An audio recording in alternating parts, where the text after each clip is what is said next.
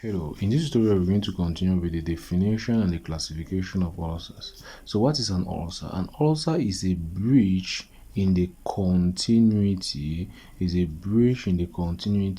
the skin, is it clear? And also mucous membranes. Is it clear? It is a breach in the continuity of the skin and mucous membranes. That is simply a definition of ulcers. Now, when you say skin, is because when you can have an ulcer at the level of the skin, which is going to be visible with the eyes. But now you can have mucous ulcers at the level of the mouth, like in the case of Aphthous stomach, you can have Aphthous ulcers in the mouth, or we can have Peugeot syndrome.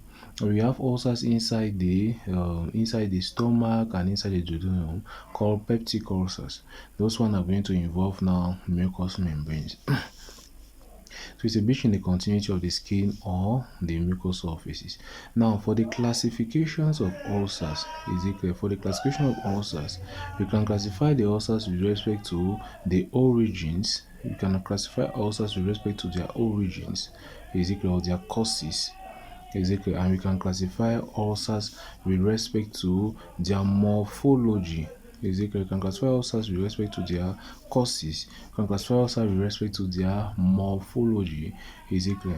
Now, with respect to the causes, as you have initially said, we said that there is arterial ulcer, there is venous ulcer, there is even lymphatic ulcer.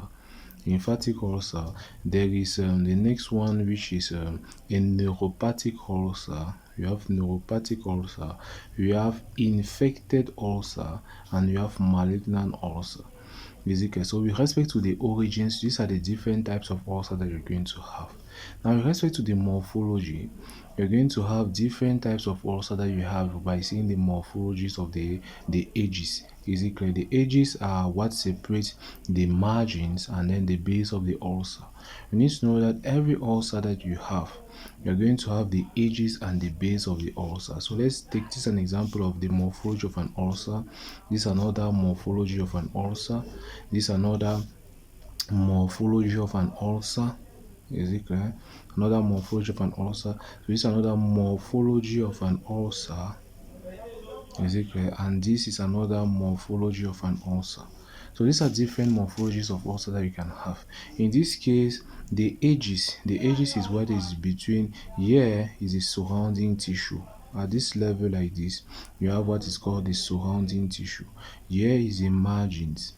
Is it clear? So the margin is what separate the surrounding tissue and the edges, but the edges is what separate the margins from the base of the ulcer, and this is the base of the ulcer here. Is it clear? So here you can have slopy edges, and slopy edges are in the case of unspecific ulcers. Is it clear? So you have slopy edges in the case of unspecific ulcers. Unspecific ulcers are ulcers that do not have a specific origin.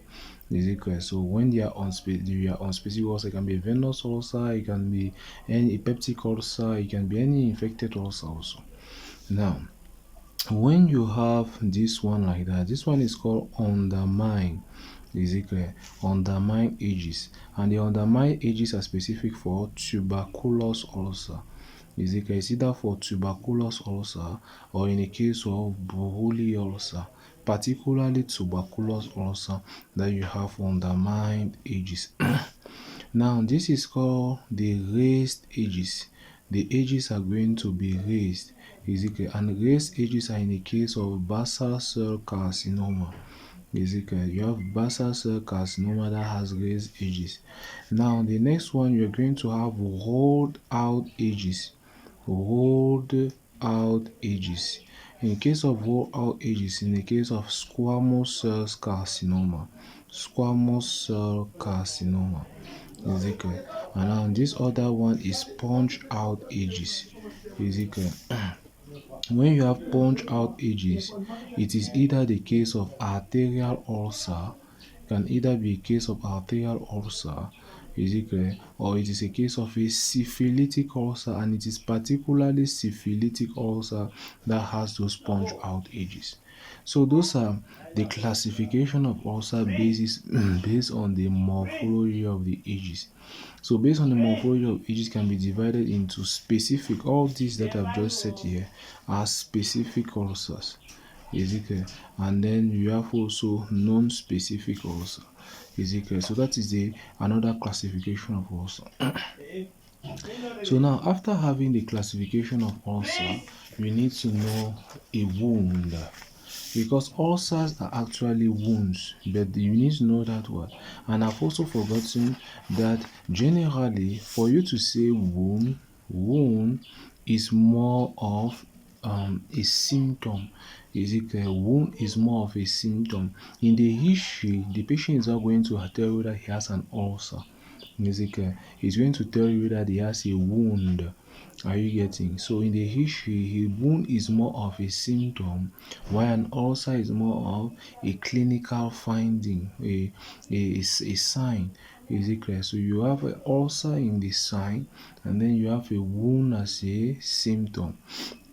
So you have a wound, or it's some